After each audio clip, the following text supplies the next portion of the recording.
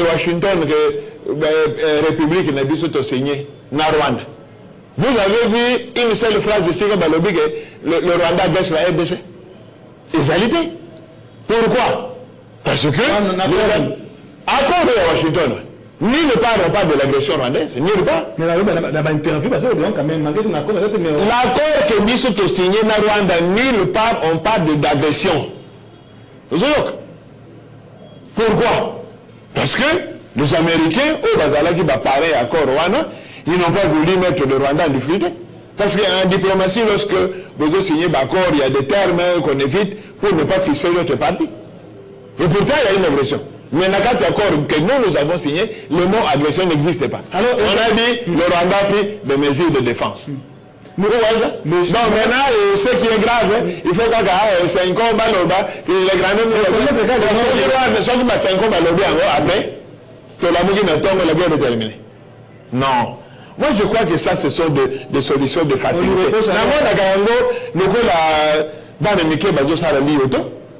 On demande à tout le monde, il faut condamner le Rwanda, il faut condamner le Rwanda.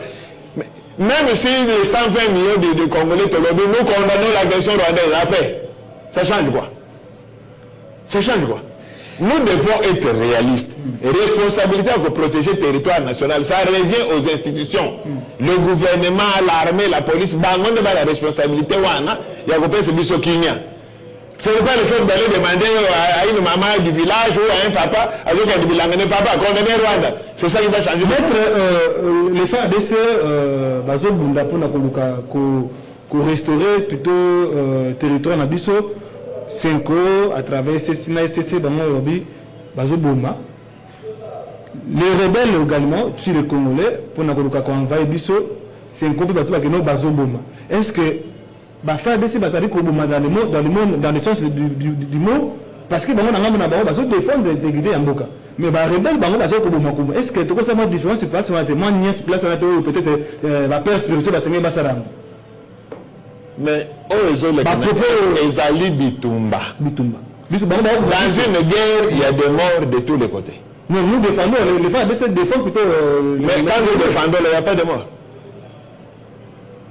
Quand nous on se défend, les gens ne meurent pas. La Constitution, c'est vraiment droit à mettre. La Constitution parle de. Mais il y a un moment quand nous défendons, on va devoir faire.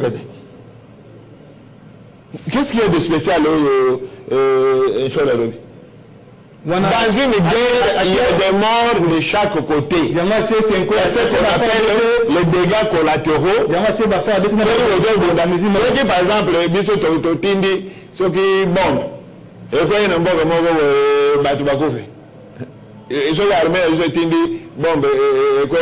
c'est pour défendre l'intégrité du pays. Oui, mais est-ce que les gens ne mourront pas?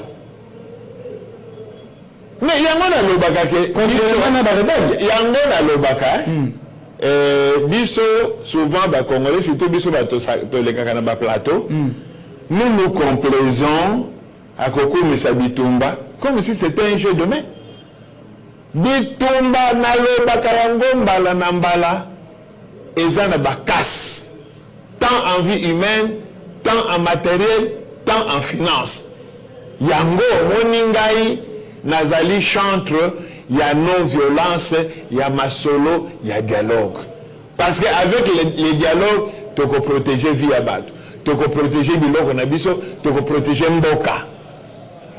Nous voulons être devant en guerre. Mais les gens mourront. Regardez ce qui se passe entre la Russie et l'Ukraine. 500 000 militaires ukrainiens battus Bakofi. 500 000. Vous voyez ça? 500 000 militaires ukrainiens Bakofi. Voilà des soldats. Battants civils. 500 000. Alors, s'il y a moyen de trouver une solution sans qu'on continue Bitombe, ma belle Zawad.